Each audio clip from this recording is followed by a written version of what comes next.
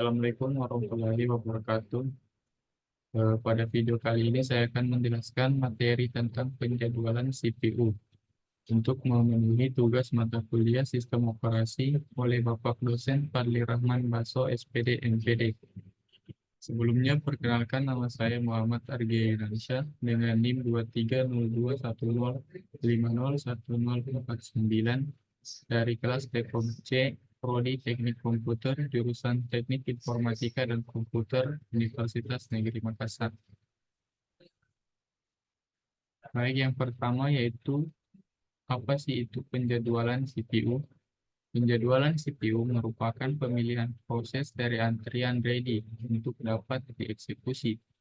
Penjadwalan CPU merupakan konsep dari multiprogramming, di mana CPU digunakan secara bergantian untuk proses yang berbeda.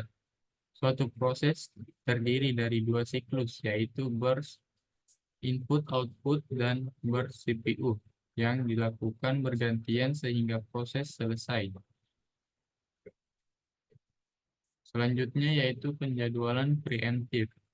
Penjadwalan preemptif mempunyai arti kemampuan sistem operasi untuk memberhentikan sementara proses yang sedang berjalan untuk memberi ruang kepada proses yang prioritasnya lebih tinggi. Penjadwalan ini bisa saja termasuk penjadwalan proses atau input-output. Penjadwalan preemptif memungkinkan sistem untuk lebih bisa menjamin bahwa setiap proses mendapat sebuah slice waktu operasi dan juga membuat sistem lebih cepat merespon terhadap event dari luar. Contohnya seperti ada data yang masuk yang membutuhkan reaksi cepat dari satu atau beberapa proses. Selanjutnya yaitu penjadwalan non-preemptif. Penjadwalan non-preemptif ialah salah satu jenis penjadwalan di mana sistem operasi tidak dapat melakukan konteks switch dari proses yang sedang berjalan ke proses yang lain. Dengan kata lain, proses yang sedang berjalan tidak bisa diinterrupt. Penjadwalan non-preemptif terjadi ketika proses hanya satu berjalan dari running stage sampai waiting stage. Yang kedua yaitu dihentikan. Ini berarti CPU menjaga proses sampai proses itu pindah ke waiting state ataupun dihentikan, atau proses tidak diganggu. Selanjutnya yaitu algoritma penjadwalan. Penjadwalan CPU menyangkut penentuan proses-proses yang ada dalam ready queue yang akan dialokasikan pada CPU. Terdapat beberapa algoritma penjadwalan CPU yaitu yang pertama first come first serve scheduling atau FCFS. Yang kedua yaitu shortest job first scheduler atau SJF. Yang ketiga yaitu priority scheduling. Dan yang terakhir yaitu round robin scheduling. Selanjutnya kriteria penjadwalan. Algoritma penjadwalan CPU yang berbeda akan memiliki perbedaan properti, sehingga untuk memilih algoritma ini harus dipertimbangkan dulu properti-properti algoritma tersebut.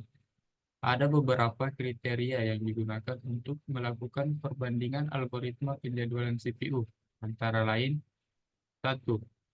CPU utilization. Diharapkan agar CPU selalu dalam keadaan sibuk. Utilitas CPU dinyatakan dalam bentuk prosen, yaitu 0 sampai 100%. Namun dalam kenyataannya hanya berkisar antara 40 sampai 90%.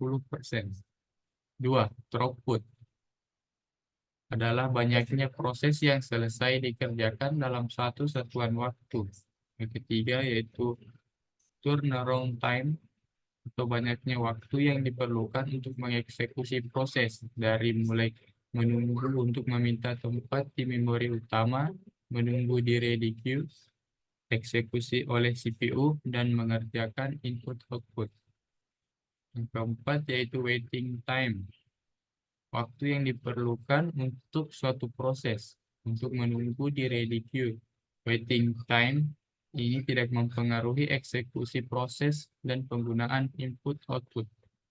Kelima yaitu response time, waktu yang dibutuhkan oleh suatu proses dari minta dilayani hingga ada proses pertama yang menanggapi permintaan tersebut. Dan yang terakhir yaitu fairness atau meyakinkan bahwa tiap-tiap proses akan mendapatkan pembagian waktu penggunaan CPU secara terbuka atau fair. Sekian penjelasan materi dari saya. Lebih dan kurangnya mohon dimaafkan. Wassalamualaikum warahmatullahi wabarakatuh.